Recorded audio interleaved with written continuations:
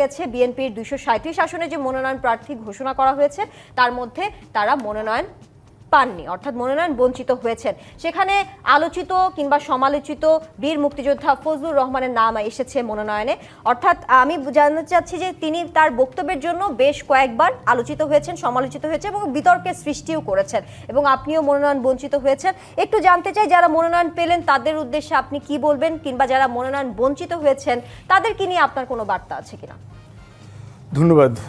প্রথম কথা হচ্ছে যে একটা দল কাকে প্রার্থী করবে না করবে এটা একান্তই তার নিজস্ব রাজনৈতিক ব্যাকরণ আছে, তার নিজস্ব পথ চলার ইতিহাস আছে। সেই জানে তার কোন আসন থেকে কোন নেতা এমপি হয়ে আসতে পারবেন, কি বাস্তবতা আছে এগুলো, এবং সেটা তার এখতিয়ার।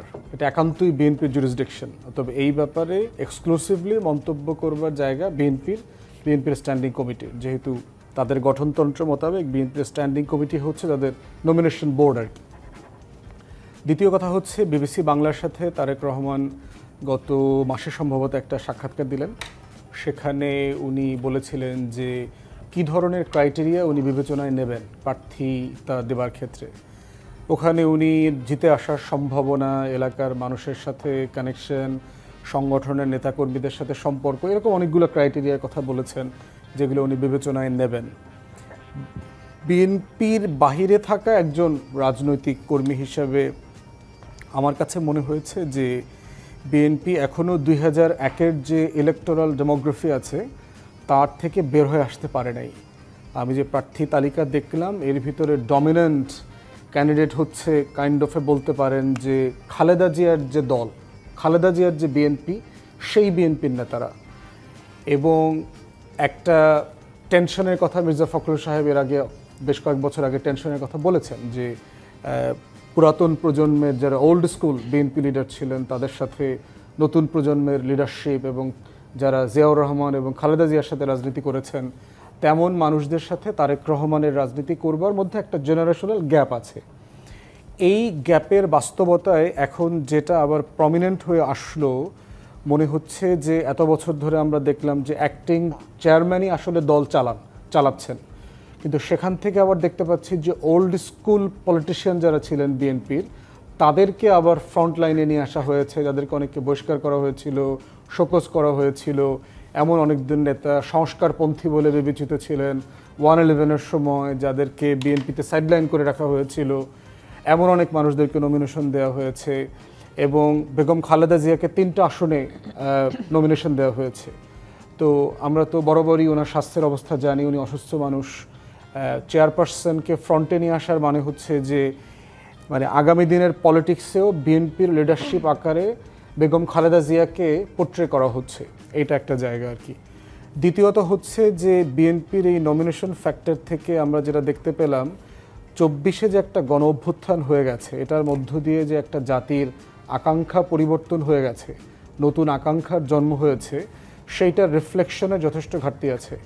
বিএনপির 31 দফার যে ভিশন আছে তার সংস্কারের, ঐকমত্য কমিশনের লম্বা আলোচনা, বিএনপির জুলাই সনদ স্বাক্ষর করা থেকে শুরু করে যেই ধরনের পরিবর্তনের রাজনীতি বিএনপি বলেছে গত কয়েক বছর থেকে বিভিন্ন ফোরামে এবং তাদের সিনিয়র লিডাররা সহ, এইটা যে ধরনের প্লেয়ারদেরকে দিয়ে মানে বাস্তবায়ন করা হবে সে কাজটা মিলছে না। যেমন ধরেন আপনি মেসি আর রোনাল্ডোকে দিয়ে যদি বিশ্বকাপ ক্রিকেটের টিম তৈরি করেন, এইটা আপনি আসলে ডেলিভার করতে পারবেন না। যদিও তারা ভালো প্লেয়ার, কিন্তু সে হচ্ছে ফুটবলের পিচে ভালো প্লেয়ার, সে আসলে ক্রিকেটের পিচে ভালো খেলতে পারবে না। তো 24-এর যে গণ অভ্যুত্থান, দেশের 6.5 কোটি মানুষ ভোট দেয় নাই, বয়স 35-40, বিভিন্ন জরিপ বলছে যে প্রায় 60-62% মানুষ এখনও সিদ্ধান্তহীনতায় ভুগছে, তারা কোথায় ভোট দিবেন অথবা জানেন না। এই বাস্তবতায় যে প্রার্থী তালিকাটা দেখলাম সেইটা সম্ভবত বিএনপির লিডারশিপের গত কয়েক বছরের বক্তব্য এবং তার যে 31 দফার ভিশন, এই ভিশনের সাথে যায় না। তারপরে 2-4টা ভালো পিক যে নাই এর ভিতরে, এটা আমি বলবো না। যেমন ধরেন সানজিদা তুলিকে ঢাকা 14-তে নমিনেশন দিয়েছে, মায়ের ডাকের সমন্বয়ক। আমরা লম্বা সময় রাস্তায় একসাথে লড়াই করেছি গুম পরিবারের জন্য। শহীদ সালাউদ্দিন কাদের চৌধুরীর ছেলে হুমাম কাদের চৌধুরীকে নমিনেশন দিয়েছে। ইটস এ গুড পিক, কোনো সন্দেহ নাই। আমাদের ডিপার্টমেন্টের ছোট বোন পুতুলকে নাটোরে নমিনেশন দিয়েছে। নওশাদ জমির ভাইকে পঞ্চগড়ে নমিনেশন দিয়েছে। It's a brilliant person. এর বাইরে আবার দেখেন যে এখানে আমার লার্নার ফ্রেন্ড রুবিন আছে, রুবিনকে নমিনেশন দেওয়া হয়নি।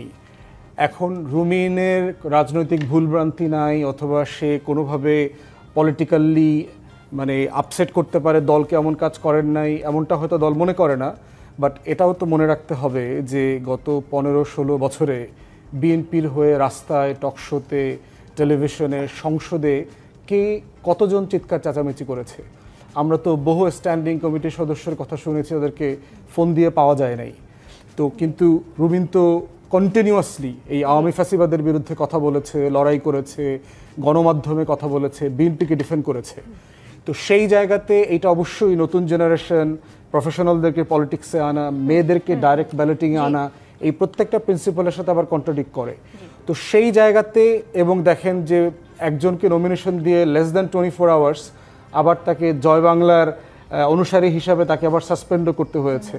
তো সেইটা বোঝা যাচ্ছে যে নমিনেশন দেওয়ার ক্ষেত্রে যে অ্যাক্টিং চেয়ারম্যানকে কারা আসলে গাইড করছেন না মিসলিড করছেন, এই গাইড করছেন না মিসলিড করছেন ব্যারিস্টার আসলাম ফুয়াদ, এই বিষয়ে আপনার কাছে পরবর্তীতে আসছি। ব্যারিস্টার শামীম হায়দার পাটোয়ারি, আপনার কাছে আসতে চাই। জুলাই সনদ বাস্তবায়নের সুপারিশ নিয়ে যে বিতর্কগুলো চলছিল রাজনৈতিক দলগুলোর মধ্যে, তারই মধ্যে বিএনপি 237 আসনে তাদের সম্ভাব্য প্রার্থীর তালিকা ঘোষণা করেছে। একটু জানতে চাই কেমন দেখলেন এবারে সম্ভাব্য প্রার্থীর তালিকা, এবং সেই সাথে জানতে চাই আপনাদের অবস্থান কি, কোনো প্রস্তুতি নিচ্ছেন কি না নির্বাচনে যাওয়ার জন্য, নাকি এবারের নির্বাচন ত্রয়োদশ জাতীয় সংসদ নির্বাচন জাতীয় পার্টি ছাড়াই হবে? দেখুন, বিএনপির কিছু অসাধারণ ভূমিকা ছিল যেটা রাষ্ট্র কাঠামো বাঁচাতে এই ক্রাইসিস টাইমে হেল্প করেছে। একটা হচ্ছে রাষ্ট্রপতির ইস্যুতে তারা বলেছে না, রাষ্ট্রপতি রাখতে হবে। সংবিধান ইস্যুতে গণপরিষদ বা সংবিধান ছুঁড়ে ফেলার ব্যাপারে তারা সমর্থন দেয়নি। সেনাপ্রধানের বিষয়েও তারা একসময় পজিটিভ কথা বলেছে, সেনাবাহিনীকে ডিস্টার্ব করা যাবে না। তারা জাপা অফিসে আগুন দেওয়ার পরে একটা নিন্দা প্রস্তাবও পাঠিয়েছিল, এটাও খুব ভালো নিদর্শন। তারা প্রথম থেকে বলেছিল আওয়ামী লীগকে ব্যান করা যাবে না। এর পরে যখন আওয়ামী লীগ ব্যান হয়ে গেল তখন ওই 2 দিন তারা কোনো কথা বলেনি। ওই 2 দিনেই আমার মনে হয় বিএনপিকে ছাড়া এত বড় সিদ্ধান্ত ইমপ্লিমেন্ট করা যায় এটা বাস্তবায়ন হয়ে গেল। ওখান থেকে একটা রিট্রিট শুরু হলো বিএনপির গোড়া থেকেই মনে হচ্ছিল যে কোনো মূল্যে বুঝিয়ে সুঝিয়ে ডক্টর ইউনূস স্যারকে জিয়াউর রহমানের সাথে সমতুল্য করে সব কিছু মেনে নিয়ে একটা ভোট হলেই হবে। সব কিছু মেনে নিয়ে ভোট হয় না। দ্বিতীয় হচ্ছে ডক্টর ইউনূস স্যার বিশাল ব্যক্তিত্ব, দেশে যে সংঘাতময় ভোটটি হতে যাচ্ছে সেটাই যদি বিএনপি ক্ষমতায় আসে, ডক্টর ইউনূস স্যারের এখানে ম্যাটেরিয়ালিস্টিক বেনিফিট কী হবে, তিনি কেন এই ঝুঁকিটা বিএনপির জন্য নেবেন? উনি তো বিএনপির চেয়ারম্যান বা সভাপতি না। তো সেটার মধ্যেও আমি কোনো লজিক দেখি না যে এরকম একটা সংঘাতময় ভোট উনি করে দিয়ে বিএনপিকে ক্ষমতায় বসিয়ে সেফ এক্সিট করে বা ট্রানজিশন করে দেবেন। সবচেয়ে বড় বিপর্যয়টা বিএনপির হয়েছে কিছুটা, সেটা হচ্ছে যখন ডিসেম্বরে ভোটের ব্যাপারে সারা দেশ বিএনপি জাগরণ করেছিল, প্রধান উপদেষ্টা যখন লন্ডন গেলেন ডিসেম্বরটা ফেব্রুয়ারি হয়ে গেল। প্রধান উপদেষ্টা ওখানে কিন্তু গণভোটের কথা বলেননি। তো আজকে এই মুহূর্তে সবচেয়ে গুরুত্বপূর্ণ ইস্যু কি? গণভোট। প্রধান উপদেষ্টা ওই সময় ওখানে পিআরের কথা বলেননি, কিছুদিন আগ পর্যন্ত পিআর নিয়ে ঝড় উঠানো হয়েছে। অর্থাৎ নির্বাচনকে ক্লাউডি করা বা নির্বাচনকে পেছানোর যতগুলো অপশন আছে, মতবাদ আছে, সবগুলো চলে আসছে।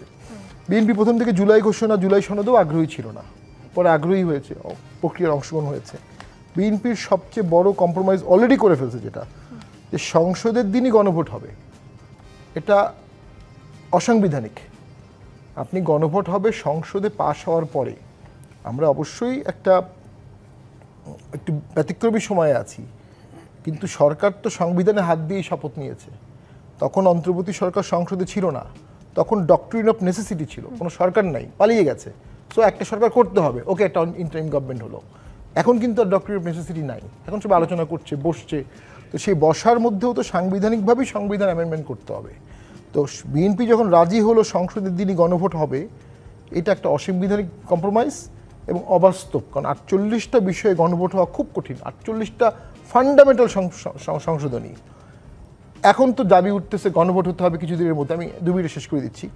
গণভোট যদি হয়ে যায় তাহলে বিএনপি কিছুটা হাসি ঠাট্টার একটা পাত্র হয়ে যাবে, তাদের কোনো কথা কেউ রাখছে না। এবং বিএনপির ক্রেডিবিলিটি নষ্ট হয়ে যাবে, বিএনপির কবর হয়ে যেতে পারে, এটা আমার আশঙ্কা। নাও এর মধ্যে বিএনপির আরেকটা ভুল যেটা আমার মনে হচ্ছে, যে নমিনেশন দিয়ে দিল এমন সময়ে যখন তাদের ঐক্য প্রয়োজন। নমিনেশন মানেই কিন্তু অনৈক্য, এবং আজকে বাংলাদেশে 10-20টা জায়গায় এনআরকি হচ্ছে। সাধারণ জনগণ কিন্তু মনে করছে যে এই এনআরকিটা বিএনপি উপহার দিচ্ছে, এটা মানুষ ভালো চোখে নিচ্ছে না। আর রুমিন ফারহানার সংসদে যে অসাধারণ ভূমিকা ছিল, টকশোতে যে অসাধারণ ভূমিকা ছিল, আওয়ামী লীগের শীর্ষ নেতাদের সাথে টকশোতে বা বাইরে যেভাবে বোল্ডলি কথা বলতো, এটা অনেক বেশি সাহসের প্রয়োজন। সেই সাহসের মূল্য তাকে দল অবশ্যই দিবে, দেওয়াটাই উচিত। হয়তোবা কোনো কারণে তাকে ঘোষণা করেনি, তো আমি তো মনে করি উনি তরুণী, নারী বা এক্স এমপি, এবং লং একটা সময় ধরে উনি পার্টিকে সাহসিকতার সাথে করেছে। উনি এয়ারপোর্টে অনেক হ্যারাসমেন্ট হতো, উনি যতবারই এয়ারপোর্টে যেতেন তাকে আটকায় রাখতো 1 ঘন্টা 2 ঘন্টা 3 ঘন্টা, হাইকোর্ট থেকে রুল নিয়ে স্টে নিয়ে পরে উনি কিন্তু এয়ারপোর্টে গেছে কয়েকবার। তো তার নমিনেশনগুলো তো যারা ইয়াং, নারী, প্রমিজিং, পাবলিক ইমেজ আছে, তাদের নমিনেশন নিয়ে যদি চিন্তা করতে হয়, এই জন্যই তো তরুণরা রাজনীতি বিমুখ। এই সব কিছু ছাপিয়ে সবচেয়ে বড় খবর হচ্ছে নাসিরউদ্দিন পাটোয়ারি বলছে খালেদা জিয়ার আসনে তারা প্রার্থী দেবে না। বিএনপির জন্য অসাধারণ একটা সুখবর যে খালেদা জিয়ার আসনে নাসিরউদ্দিন পাটোয়ারি বলছে এনসিপি প্রার্থী দেবে না। বিএনপির শুকরিয়া জানানো উচিত। ব্যারিস্টার রুমিন ফারহানা, আপনার কাছে একটু আসতে চাই। বিএনপির প্রার্থী তালিকায় 83 আসনে নতুন মুখ দেখা গেছে, 63 আসনে এখনো প্রার্থী ঘোষণা হয়নি এবং বেশ কিছু হেভিওয়েট নেতাকর্মীরা মনোনয়ন বঞ্চিত হয়েছেন। এই মনোনয়নকে কিভাবে দেখছেন? আরেকটি প্রশ্নে আসতে চাই। ব্যারিস্টার আসাদুজ্জামান ফুয়াদ যেমনটা বলছিলেন, এবারের মনোনয়ন 2001-এর ইলেকট্রাল ডেমোগ্রাফিক থেকে বের হতে পারেনি দলটি, এই বিষয়ে কি আপনি একমত কিনা? আমি যতদূর জানি যে আমাদের 300টা আসন, প্রত্যেকটা আসনে একাধিক প্রার্থীযোগ্য, প্রত্যেকটা আসনে একাধিক প্রার্থী নানান রকম ত্যাগ তিক্ষার মধ্যে দিয়ে গেছেন, নানান রকম পরীক্ষার মধ্যে দিয়ে গেছেন, এবং তারা প্রত্যেকে আসলে ডিজার্ভিং ক্যান্ডিডেট। সো ক্যান্ডিডেট চুজিংটা ছিল, আমি বলবো, বিএনপির জন্য ভীষণ বড় একটা কঠিন পরীক্ষা। এবং আমরা যতদূর দেখেছি 237টা আসনে এখন পর্যন্ত যাদের নাম ডিক্লেয়ার্ড হয়েছে তারা প্রত্যেকেই ডিজার্ভিং ক্যান্ডিডেট। সো আমি মনে করি যে এই ডিজার্ভিং ক্যান্ডিডেটদের নমিনেশন দেওয়ার মধ্যে দিয়ে যে যাত্রাটা শুরু হলো, that's a very good start. দেখা যাক ইনশাল্লাহ সামনে কি আছে। আর যেই 83 জন একদম ফ্রেশ নতুন মুখ আমরা পাচ্ছি, আশা করছি এই 83 জন সংসদে তাদের অনবদ্য ভূমিকা রাখবেন এবং একটা প্রাণবন্ত সংসদ আমরা পেতে যাব। আমরা যেরকম সংসদটা আসলে সবসময় চেয়েছি। আমরা তো গত 15 বছরে কি দেখেছি, একটা দল পুরো সংসদটা রান করছে। স্পেশালি 14-র পর থেকে তো আসলে সংসদে সেরকম ডিসেন্টিং ভয়েসও ছিল না। সো এইরকম সংসদ থেকে বের হয়ে একটা প্রাণবন্ত সংসদ হবে আমরা আশা করি। 70 অনুচ্ছেদের কোনো বাধা নাই, যদিও দলের বিপক্ষে ঠিক নয়, মানুষের পক্ষে, দেশের পক্ষে কথা বলার কোনো বাধা কিন্তু 70 অনুচ্ছেদ নয়। এখনো যে এক্সিস্টিং 70 অনুচ্ছেদ, সেখানেও কিন্তু আপনি আপনার দলের বিপক্ষে যায়, কিন্তু দেশের পক্ষে, মানুষের পক্ষে সত্য উচ্চারণ করতে সংসদে কিন্তু কোনো বাধা নাই। বাট তারপরেও আমাদের পলিটিক্যাল কালচারটা এরকম যে আমরা সাধারণত কেউই আসলে দলের বিরুদ্ধে কোনো কথা সংসদে বলি না। আর এখন তো ইভেন আপনি ভোটও দিতে পারবেন চাইলে। আপনি যদি মনে করেন 4-5টা ইস্যু হয়তো থাকবে যেখানে দলের বিপক্ষে ভোট দেওয়া যাবে না, এর বাইরে অন্যান্য ইস্যুগুলোতে আপনি চাইলে দলের বিরুদ্ধেও ভোট দিতে পারেন, বা দলের স্ট্যান্ড একরকম, আপনার পার্সোনাল স্ট্যান্ড অন্যরকম হতে পারে। সো আমি এক্সপেক্ট করছি আগামী পার্লামেন্টটা অনেক বেশি ভাইব্রেন্ট হবে, অনেক বেশি মানে ঝলমল একটা সংসদ হবে। ব্যারিস্টার রুমিন ফারহানা, আরেকটি বিষয় একটু আসতে চাই। এবার যে 237 আসনে প্রার্থী ঘোষণা করা হয়েছে তার মধ্যে নারী রয়েছেন 10 জন। বিশ্লেষকরা বলেছেন রাজনীতিতে নারী নেতৃত্ব কমছে এবং সেই সাথে বলা হচ্ছে নারী নেতৃত্বের 33%ও পূরণ করেনি কোনো দল, এমনটা বিশ্লেষকরা বলছেন। বেশ কিছু জরিপেও এই বিষয়টি উঠে এসেছে। আপনিও একজন নারী নেতৃত্বকে কি আরেকটু প্রাধান্য দেওয়া উচিত ছিল কিনা? আসলে কমতিটা কোন জায়গায়, মানে আপনার মনে হয় যোগ্যতার মাপকাঠিতে কমতি নাকি এই যে রাজনৈতিক যে পরিবেশ সেই দিক থেকে আসলে কমতি? দেখুন, আমাদের বড় বড় পলিটিক্যাল পার্টি যেগুলো আছে সেখানে কিন্তু যোগ্য নারী নেতৃত্বের খুব একটা অভাব আছে বলে আমি মনে করি না। হয়তো পুরুষের তুলনায় তাদের সংখ্যা কম, কিন্তু সেটা এত কম নয় যে ধরুন মাত্র 3% or 4% নমিনেশন তারা পাবে 100-র মধ্যে 3 জন বা 4 জন, মানে that is too low actually. আর দুই হচ্ছে যে আমাদের সার্বিক পরিস্থিতিটাই কি আপনি মনে করেন যে নারীর জন্য অনুকূল? একজন নারী যিনি শিক্ষিতা, যার একটা ডিগনিফাইড প্রফেশন আছে, যে একটা ভালো ফ্যামিলিতে বিলং করে, তিনি এই নোংরার মধ্যে নামবেন কেন? রাজনীতিটা তো এখন একটা ডাস্টবিনের মতন হয়ে গেছে, মানে, এবং স্পেশালি এখন সোশ্যাল মিডিয়া এসে এবং সবার হাতে হাতে সেলফোন চলে যাওয়ার পরে, বট আইডি, এআই আসার পরে, it's an absolutely a dustbin. তো একটা ভদ্র ফ্যামিলির এডুকেটেড মেয়ে who has a very bright future ahead, উনি কেন পলিটিক্সে আসতে যাবেন, তাই না? সো এই সব কিছু বিবেচনায় যদি কেউ চলেও আসে, দলগুলো হয়তো অত আস্থা রাখতে পারে না, আমি ঠিক জানি না কেন। জি, আপনাকে ধন্যবাদ। আবারও আলোচনায় ফিরবো, একটি বিরতি নিয়ে ফিরছি। জিপিএইচ ইস্পাত নিবেদিত রাজকাহন থেকে এই পর্যায়ে নিচ্ছে একটি বিরতির সাথেই থাকুন। আমন্ত্রণ আরও একবার জিপিএইচ ইস্পাত নিবেদিত রাজকাহনে আবারও ফিরে যাচ্ছে আলোচনায়। ব্যারিস্টার রুমিন ফারহানা, এবারে আপনার কাছে আসতে চাই এনসিপির মুখ্য সমন্বয়ক নাসিরউদ্দিন পাটোয়ারির দুটো বক্তব্য ঘিরে আপনার কাছে প্রশ্ন রাখতে চাই। প্রথমত উনি বলেছেন বড় দলগুলো ছোট দলগুলোকে একীভূত করে রাজতন্ত্র কায়েম করতে চায় এবং এই জন্যই জোটের যে বিরোধিতা, আরপিও সংশোধনের যে বিরোধিতা, সেই বিষয়টি উঠে আসছে, এমনটা তার মন্তব্য। আসলে তাহলে কি এই রাজতন্ত্র কায়েমের জন্য আরপিও সংশোধনের যে বিরোধিতা, সেটা আপনারা করেছেন কিনা, এটা রাখতে চাই। আবার তিনি বলেছেন বিএনপির প্রার্থী তালিকায় তরুণ যে নেতৃত্ব, সেটাকে বাদ দিয়ে গডফাদারদের আধিপত্য দেয়া হয়েছে। এই বিষয়টিকে আপনি কিভাবে মূল্যায়ন করবেন? প্রথম যে প্রশ্নটি, সেটি সম্ভবত জোটের প্রার্থী হবেন এবার যারা, তাদের যদি দলের নিবন্ধন থাকে, তাদেরকে নিজের দলের মার্কায় নির্বাচন করতে হবে। সো এই বিষয়টির পক্ষে বিপক্ষে দুরকমই যুক্তি আছে। নির্বাচন কমিশন থেকে যে কথা বলা হয়েছে, বা সরকারের তরফে, নির্বাচন কমিশন তো না, সরকারের তরফে যেটা বলা হয়েছে, সেটা হচ্ছে যে ছোট দলগুলো তো কখনো বিকশিত হতে পারে না। তারা সবসময় দেখা যায় হয় নৌকার সমর্থন নিয়ে পার্লামেন্টে যাচ্ছে, কখনো ধানের শীষের সমর্থন নিয়ে পার্লামেন্টে যাচ্ছে। এতে হয় কি, বাংলাদেশে এই যে দ্বিদলীয় ব্যবস্থা, এটা 50 বছর ধরে আরও স্ট্রং হতে থাকে। ছোট ছোট দল অনেকগুলো আছে, বাট তারা সেভাবে ইন্ডিপেন্ডেন্টলি ফ্লারিশ করতে পারে না। সো যাতে দলগুলো ফ্লারিশ করতে পারে, সে কারণেই বলা হয়েছে যে এবার যার মার্কা, তার সেই মার্কাতেই নির্বাচন করতে হবে। 1, 2 হলো যে আপনি যদি দলের নিবন্ধন নেন এবং একটি মার্কাও নির্বাচন কমিশন থেকে নেন, তাহলে প্রশ্ন হচ্ছে আপনি আপনার রাজনীতি কেন করছেন না? মানে আপনি তো একটা দলের মার্কা নিয়েছেন এবং সেই দলের রাজনীতি আপনি ধারণ করেন, না হলে তো আপনি আসলে ধানের শীষ বা নৌকাই আপনি মূল দলই করতে পারেন, তাহলে একটা ছোট দল রাখবার প্রয়োজনটা কি? এই কথাগুলো সরকারের তরফ থেকে এসছে। অন দি আদার হ্যান্ড, বিএনপির তরফ থেকে খুব ক্লিয়ারলি বলা হয়েছে যে লাস্ট মোমেন্টে এসে যে আরপিওটা সংশোধন হলো, দীর্ঘদিন যারা এই বড় দলের সঙ্গে থেকে রাজনীতি করেছে, তাদের তো একটা এক্সপেকটেশন আছে যে আমরা পার্লামেন্টে যেতে চাই, আমরা সংসদ সদস্য নির্বাচিত হতে চাই। সো সেই এক্সপেকটেশন থেকে হয়তো তারা বড় দলগুলোর সঙ্গে জোট করেছে এবং বড় দলগুলো একসময় দেখিয়েছে যে আমার সাথে এতগুলো রাজনৈতিক দল আছে, এতগুলো দল মিলে একটা জোট তৈরি হয়েছে। সো এটার বোথ ওয়েতেই এটার আর্গুমেন্ট আছে। আর গডফাদারের ব্যাপারে উনি যদি স্পষ্ট করতেন যে আমি, মানে 237 জনের মধ্যে কাকে উনি গডফাদার বলছেন, আমি তো কোনো গডফাদার দেখছি না। যেই তালিকাটা আমাদের প্রকাশিত হয়েছে, সেখানে আমার জানা মতে তো আমি কোনো গডফাদার দেখিনি। ব্যারিস্টার রুমিন ফারহানা, আরেকটি বিষয়ে জানতে চাই, এই যে এনসিপির থেকে বলা হয়েছে যারা মনোনয়ন বঞ্চিত হয়েছেন, তাদেরকে তারা স্বাগত জানাচ্ছেন, ছাত্রদল, যুবদল, তাদেরকে এই তরুণ যার নেতৃত্বকে বাদ দেওয়া হয়েছে, তাদেরকে এনসিপির পক্ষ থেকে স্বাগত জানানো হয়েছে। তাহলে এটার মানে কি, এটা দ্বারা এনসিপি এখন বিএনপির ছাঁটাই ক্যাম্প হিসেবে গণ্য করা হবে, নাকি এটা তাদের আসলে নতুন রাজনৈতিক কোনো কৌশল আপনি দেখতে পাচ্ছেন? কি বলবেন?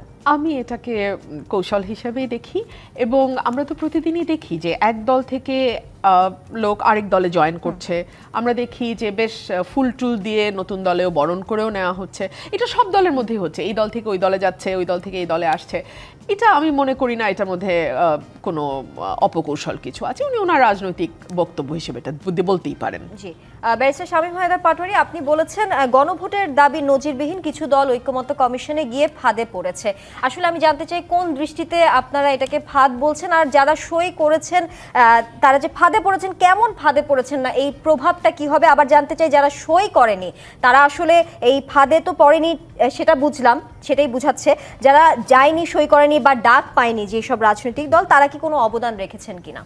দেখুন বিএনপি নিজেই বলেছে তাদের স্বাক্ষরকৃত পাতা চেঞ্জ করা হয়েছে, এটা তাদের বক্তব্য। 270 দিনের মধ্যে স্বয়ংক্রিয়ভাবে কার্যকর করা হবে, এটা অবশ্য পরে শুনলাম বাদ দিতে পারে।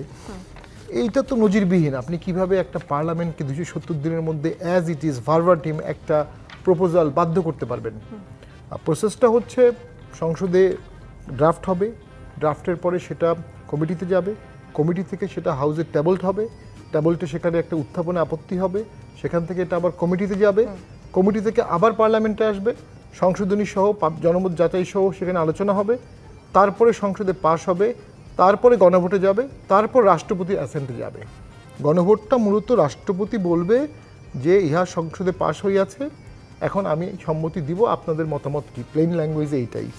তো এইটার উল্টোটা এখন হচ্ছে, ব্যতিক্রমী সময় কিছুটা উল্টো হতে পারে, কিন্তু ওই যে বললাম এখন তো ডক্টরিন অফ নেসেসিটি নাই, এখন হচ্ছে ডক্টরিন of anarchy and crisis and confusion. যে কোনোভাবে হোক দ্বন্দ্ব লাগাতে হবে, এবং দ্বন্দ্ব লেগে গেছে, কিন্তু এটা আর্টিফিশিয়ালও হতে পারে, জেনুইনও হতে পারে। বিএনপি কি ফাঁদে পড়েছে? মানে বিএনপির সাথে মনে হচ্ছে জামাত, বিএনপি, এনসিপি, তিনটা বাংলাদেশের দল, আর কোনো দল নাই। বাংলাদেশের 18 কোটি লোকের মালিকানায় 3 দলের সংবিধানের, ওনারাও ছিল সবাই, কিন্তু ভিজুয়ালি মনে হচ্ছে তিনটা পক্ষ। বিএনপির ফাঁদটা হচ্ছে তাকে এনসিপি স্টেজে নামিয়ে আসা হয়েছে মূল্যায়নের দিক থেকে, সেটাই সরকার করেছে এবং ডিজাইনের পার্ট হিসেবেই করেছে। আর এখানে 30টি দলকে ডাকা হয়নি, এটা নিয়ে অনেকেই বলবে স্বৈরাচারের দোসর ট্যাগিং আছে। আপনি তো সংবিধানটা বাংলাদেশের করছেন, এটা বাংলাদেশের গত আন্দোলনে সক্রিয় অংশগ্রহণকারীদের সংবিধান না, কিন্তু এটা সকলের সংবিধান। 71 সালে যে সংবিধান হয়েছে ওটা তো সকলেরই সংবিধান ছিল, এটাও তাই। 71 সালের সংবিধানের পরে অল্প পার্সেন্টেজ কিছু লোকের বাইরে সবাই সেখানে সংহতি ছিল। 91-তে যে ঐক্যমত হয়েছিল সেখানে সকল দল ছিল, একটা দলও বাদ যায়নি। এই প্রথম 30টি নিবন্ধিত দল বাদ দিয়ে একটা সংশোধনী, একটা সংস্কার হলো, এটি সর্বজনীন হলো না এবং এটিতে ওনারশিপ আসলো না। বাংলাদেশের 56টি দলের মধ্যে সকলেই ওনারশিপ দরকার ছিল। আওয়ামী লীগ তখন ব্যান ছিল, সেটা আওয়ামী লীগ বাদ যেতে পারে, প্রক্রিয়ায় বাকিদের স্টেক ছিল। এই যে সরকারটি এক দলকে নিল, এক দলকে বাদ করে দিল, তার মানে এই সরকার নিরপেক্ষ না, এই সরকার অ্যাকাউন্টেবল না। কারণ এই সরকারের অ্যাকাউন্টেবিলিটি কোথায়? তারা যদি আজকে চলে যায়, তাদের ভুলগুলোর জন্য তাদেরকে আমরা কীভাবে অ্যাকাউন্টেবল করব? এই সরকার অ্যাকাউন্টেবল না, নিরপেক্ষ না, তাহলে নিরপেক্ষ ভোট কিভাবে করবে? এই সরকার প্রথমেই একটা ভাগ করে ফেলেছে, এখন ভাগের মধ্যে একটা ভাগ হয়ে গেছে। যেমন এই গতকালকেই সরকার বলল যে এখন রাজনৈতিক দলগুলো ঠিক করবে গণভোট আগে নাকি সংসদ নির্বাচন আগে, অর্থাৎ বলটা ঠেলে দিল রাজনৈতিক দলের মধ্যে। তার আগে 3টা দল করে ফেলছে উনি, তো 3টার মধ্যে 2টো এখন যা বলবে উনি বলবে 3টার মধ্যে 2টো এটা মেনেছে, আমি এটা মেনে নেব। তো এগুলো ছাড়িয়ে একটা শব্দ কিন্তু চলে আসছে, সেফ এক্সিট। এই শব্দটা আসছে এবং এটার গুরুত্ব আছে। সঠিকভাবে যদি এই সরকার এই সমাধানগুলো করতে না পারে, 1 মিনিট শেষ করে দিচ্ছি, তাহলে সেফ এক্সিটে প্রবলেম হবে। সমাধান হচ্ছে নির্দলীয় কেয়ারটেকার গভর্নমেন্ট করা, যারা নিরপেক্ষ হবে। এই সরকার নিরপেক্ষতা হারিয়ে ফেলেছে, no doubt. Barrister Asaduzzaman Fuad, RPO অধ্যাদেশে একগুচ্ছ বড় ধরনের সংশোধনী আনা হয়েছে, তার মধ্যে অন্যতম হচ্ছে একই প্রতীকে ভোট, না ভোট প্রবর্তন, জামানত বৃদ্ধি এবং বেশ কিছু আছে, অনিয়মের ফল বাতিল, এমন বেশ কিছু সংশোধনী আনা হয়েছে। একটু জানতে চাই কোন কোন দিকগুলো আপনার কাছে আসলে ইতিবাচক কিংবা নেতিবাচক মনে হচ্ছে, একটু যদি সংক্ষিপ্তভাবে বলেন। মানে অলমোস্ট সবগুলোকেই ওয়েলকাম জানানোর মতো, স্বাগত জানানোর মতো পরিবর্তন। আমি বরাবরই বলেছি যে বাংলাদেশে নির্বাচনে আলোচনাতে যে বিষয়গুলোকে সবচেয়ে মুখ্য আকারে বলা হচ্ছে, এখানে আমি বোধ করছি যে এর থেকে গুরুত্বপূর্ণ বিষয়গুলো সবসময় আলোচনার বাইরে থেকে যাচ্ছে। তার ভিতরে সবচেয়ে বড় জায়গা হচ্ছে সংখ্যার ভোটারকে কিভাবে চিন্তার ভোটার বানানো যায়, আর দ্বিতীয়ত হচ্ছে খরচের ব্যাপারটাকে অ্যাড্রেস করা। এই দুইটা বিষয়কে প্রপারলি যদি নির্বাচন কমিশন এবং রাষ্ট্র সবাই মিলে যদি অ্যাড্রেস না করে, তাহলে এখানে গণতন্ত্রের যে মূল্যবোধ তৈরি হওয়া দরকার সমাজে, সেটা তৈরি হবে না। এবং দুঃখজনকভাবে হলো সত্য যে আমরা গত বছরের পর বছর ধরে এগুলো নিয়ে কথা বলেছি, গণ অভ্যুত্থানের পরে কথা বলেছি, নির্বাচন কমিশনের সাথে দেখা করে কথা বলেছি, এবং এর কোনো কিছুর মধ্যে দেখবেন যে আমার এই যে 18 বছর বয়স্কের তালিকাভুক্ত 12.5 কোটি মানুষ, এই মানুষগুলোর ভোটার হওয়াটা মানে কি, এইটা তাদেরকে কোনোদিন বোঝানো হয়নি। আপনি দেখবেন যে যখনই আচরণবিধির আলোচনা আসে অথবা নিয়ম নীতি করবার প্রশ্ন আসে, সেটা থাকে হচ্ছে প্রার্থী কেন্দ্রিক। প্রার্থী কি করতে পারবে কি করতে পারবে না, কতটুকু পারবে কতটুকু পারবে না। কিন্তু ভোটের তো একটা বড় উপকরণ হচ্ছে ভোটার। প্রার্থী টাকা দিলে অপরাধ হবে, যদি ব্যক্তি টাকা নেন ভোটার, প্রার্থী অটো রিক্সা হাবি জাবি পাঠাবে না, কিন্তু রাষ্ট্র কি বিকল্প ট্রান্সপোর্ট ব্যবস্থা করছে, ট্রলার দিচ্ছে? নদী পার হয়ে কেন একটা কৃষক একটা গরিব মানুষ ভোট দিতে আসবে? তো সেই জায়গাতে রাষ্ট্রর এই জায়গাগুলো যে ভোটারদেরকে একটা প্রোটোকল তৈরি করা, আচরণবিধি তৈরি করা, ট্রেন করা। এখন প্রশ্ন হচ্ছে 12.5 কোটি মানুষ কিভাবে করব এত অল্প সময়? দেখেন, বাংলাদেশের সোশ্যাল যে ফ্যাব্রিক আছে সেই ফ্যাব্রিকে এই কাজটা করা খুব সহজ একটা কাজ। বাংলাদেশের প্রত্যেকটা কমিউনিটি মসজিদের ইমাম, মন্দিরের পুরোহিত, স্কুল কলেজের মাদ্রাসার শিক্ষক দ্বারা পরিবেষ্টিত। হেন কোনো কমিউনিটি নাই যারা এই প্রতিষ্ঠানগুলোর বাইরে বাস করেন। এবং তারাই কিন্তু দেখবেন নির্বাচনে কিন্তু এই মানুষগুলো কিন্তু পোলিং অফিসার, তারপরে প্রিজাইডিং অফিসার, অ্যাসিস্ট্যান্ট প্রিজাইডিং অফিসারের দায়িত্ব পালন করেন প্রত্যেকটা সেন্টারে। তাহলে রাষ্ট্র কিন্তু এই মানুষগুলোকে অলরেডি কাজে লাগাচ্ছে, কিন্তু ভোটারদেরকে ট্রেন করার ক্ষেত্রে তাদেরকে কাজে লাগানোর জন্য কোনো উদ্যোগ আয়োজন দেখতে পাচ্ছি না। দ্বিতীয়ত বলেছিলাম যে লিখিত প্রোটোকল তৈরি করবার জন্য যাদেরকে রাষ্ট্র বিভিন্ন তার ডিপার্টমেন্ট, প্রত্যেকটা উপজেলাতে আপনার উপজেলাতে প্রশাসন আছে, ইউনিয়নে আমাদের কৃষি কর্মকর্তা আছে, তারপরে ভূমি অফিসের কর্মকর্তা আছে। তো সেই জায়গাতে আমরা বোধ করছি যে এইটা অ্যাড্রেস করা হচ্ছে না। বলা হচ্ছে ভোটার প্রতি 10 টাকা, আর টোটাল ইলেকশন কস্ট হচ্ছে 25,000 টাকা, 25 লাখ টাকা দেবে। একটা মেম্বারও এই নির্বাচনে এই সোনার বাংলাতে 25 লাখ টাকার থেকে বেশি খরচ করে। ইলেকশন ডেতে 1 কোটি টাকার উপরে খরচ আছে। তো সেই জায়গাতে রাষ্ট্র আইন করে প্রত্যেকটা প্রার্থীকে মিথ্যা কথা আগে এবং পরে লিখতে বাধ্য করছে। তাহলে এই রাষ্ট্র কিভাবে সংশোধন করবে নিজেকে? এই প্রসঙ্গে আসবো, কিভাবে সংশোধন করবে রাষ্ট্র।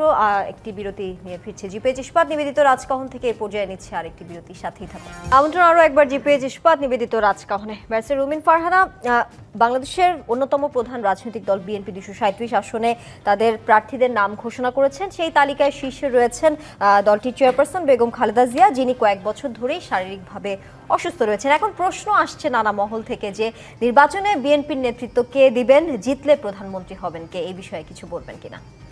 নির্বাচনটা হোক, নির্বাচনের পরে বিএনপি জিতবে কিংবা জিতবে না, এটা কি এখনই বলা যায়? এটা যদি আমরা এখনই বলি তাহলে এটা মনে হবে যেন আমরা 2014, 18 বা 24-এর নির্বাচন নিয়ে কথা বলছি, যেখানে আগেই সবকিছু সেট হয়ে থাকতো। এই নির্বাচনে তো আসলে একেবারেই কোনো কিছু সেট নাই। ইভেন কোন দলের সাথে কোন দল জোট করছে সেটাও কিন্তু আমরা জানি না। সো দেখি কি হয়, আর দল সিদ্ধান্ত নেবে। আমার ধারণা যথাসময়ে আর কি দলের তরফ থেকে এই সিদ্ধান্ত জানানো হবে। আরেকটু জানতে চাই, যারা মনোনয়ন বঞ্চিত হয়েছেন তাদের সমর্থকরা দেখা গেছে বিভিন্ন জায়গায় বিক্ষোভ করেছেন, রাস্তা অবরোধ করেছেন, যান চলাচল বন্ধ করে রেখেছেন। আবার সেই সাথে যারা মনোনয়ন পেয়েছেন তাদের সমর্থকদের মাঝে আনন্দ মিছিল দেখা গেছে। এই যে প্রাথমিক তালিকাতে, সম্ভাব্য তালিকা যেটা বলছে, প্রাথমিক তালিকাতে আসার মানে প্রকাশ পাওয়ার পরেই যদি এত বিক্ষোভ অবরোধ হয়, তাহলে যখন চূড়ান্ত তালিকা প্রকাশ পাবে তখন আসলে এই পুরো পরিবেশটা কিংবা সিচুয়েশনটা আসলে কোন দিকে যাবে? নির্বাচনে কোনো নেতিবাচক প্রভাব পড়বে কিনা? এটার দুটো ব্যাপার আছে। একটা হচ্ছে, আমি প্রথমে বলি যে এই বিক্ষোভ বা এই অবরোধ, রাস্তা বন্ধ করা কারা করছেন? করছেন কিন্তু নেতাকর্মীরা। এবং এই নেতাকর্মীদের কি পরিমাণ শ্রম, ঘাম, কষ্ট, ত্যাগ থাকে একটা নেতার পেছনে, এটা ফিল্ডে গিয়ে পলিটিক্স না করলে না, আপনি এই এসি রুমে বসে আমরা আলোচনা করে সুশীল সমাজের ভাষায় আমরা বুঝাতে পারবো না। আমি তো 17 সাল থেকে ব্রাহ্মণবাড়িয়া 2-এ কাজ করছি। আমি আমার প্রতিটা নেতাকর্মী থেকে শুরু করে আমি আমার এই আসনের এই দুটো উপজেলার সাধারণ মানুষের যে পরিমাণ ভালোবাসা পেয়েছি, এবং শুধু তো ভালোবাসা না, ওদের অনেক ত্যাগ, অনেক কষ্ট, অনেক শ্রম আছে আমার আজকের এই অবস্থানের পেছনে। এটা প্রত্যেকটা মনোনয়ন প্রত্যাশী নেতার ক্ষেত্রেই প্রযোজ্য। সো নেতাকর্মীরা কিছুটা কষ্ট পাবেন এবং সেটা ওনারা প্রকাশ করবেন, এটা খুব অস্বাভাবিক কিছু না, এবং এটা সময়ের সাথে ঠিকও হয়ে যাবে। আর আরেকটা কি প্রশ্ন ছিল আপনার? নির্বাচনে আসলে কোনো নেতিবাচক প্রভাব হ্যাঁ, পড়বে কিনা? নির্বাচনে চূড়ান্ত আমার তালিকার মনে আগেই হয় এই না। সিচুয়েশনটা দাঁড় হয়েছে। দেখুন, অনেকে তো বলেছিল বিএনপি তালিকা প্রকাশের সাথে সাথে পুরো বাংলাদেশে আগুন জ্বলে উঠবে, কারণ আসন মাত্র 300, সম্ভাব্য প্রার্থী 3 লক্ষ। তো 3 লক্ষ থেকে কমায়, আচ্ছা 3 লক্ষ না হোক, 3000 তো বটেই। If not more. সেখান থেকে 300-তে নামিয়ে আনা is a big challenge. So এটার পরে আমি মনে করি যতটুকু হয়েছে that is the bear minimum. এটার চেয়ে অনেক বেশি হতে পারতো। কয়টা আসনে হয়েছে? 2টা 3টা, এর বেশি তো না। সো আমি মনে করি এটা এমন কিছুই না। এবার একটু যেতে চাই ব্যারিস্টার শামীম হায়দার পাটোয়ারি আপনার কাছে। এনসিপির মুখ্য সংগঠক সার্জিস আলম বলেছেন ফ্যাসিস্ট সহায়তার কারণে জাতীয় পার্টির ভোটাধিকার নেই, এবং সেই সাথে আপনাদের দলের চেয়ারম্যান জিএম কাদের বলেছেন জাতীয় পার্টি এবং আওয়ামী লীগ ছাড়া নির্বাচন হবে না। আপনার কি মনে হয় আপনাদের দলের চেয়ারম্যানের যে বক্তব্য তারই প্রতিফলন কি ঘটিয়েছেন এনসিপির এই বক্তব্যের মধ্যে কিনা? ব্যারিস্টার ফুয়াদ একটা চমৎকার কথা বলেছেন যে এমপিরা আসলে যখন ওত নেয় 2-1 ছাড়া 300 জনের মধ্যে সকলেই 25 লাখের বেশি খরচ করে। শপথটা নেওয়া হয় একটা ফলসিটি দিয়ে আসলে। তো এটা একটা বাস্তবতা। আর আপনি যেটা বললেন হোয়াট জিএম কাদের মিন্ট, যদি নির্বাচনে আমরা ধরে নিতে পারি জিয়া আমলের ভোটেও আওয়ামী লীগ 29% ভোট পেয়েছিল, 86-তেও 30 অ্যারাউন্ড পেয়েছিল। আওয়ামী লীগ প্রাচীন দল, তাদের অনেক দোষ আছে, দুষ্কর্ম আছে, অনেক কিছু আছে, কিন্তু তারা 4th জেনারেশন আছে তাদের, যাদের দাদার বাবা পর্যন্ত আওয়ামী লীগ করেছে আছে। এই পরিবারটা কম না।